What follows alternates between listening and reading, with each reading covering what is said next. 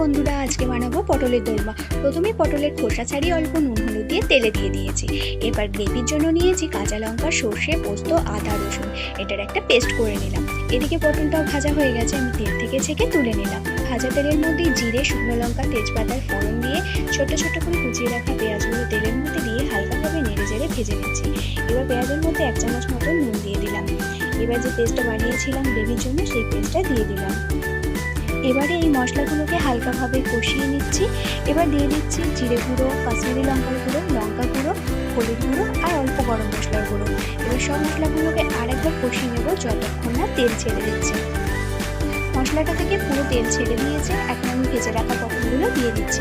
এবার ভালো করে পটলটার সঙ্গে মশলাটা একটু কষিয়ে নিয়ে সামান্য একটু জল দিয়ে নামিয়ে নেব। পটলের দোরমা তো রেডি। রেসিপিটা তোমাদের কেমন লাগলো অবশ্যই কমেন্টে জানাবে, আর আমার চ্যানেলটাকে সাবস্ক্রাইব করে দেবে। টাটা।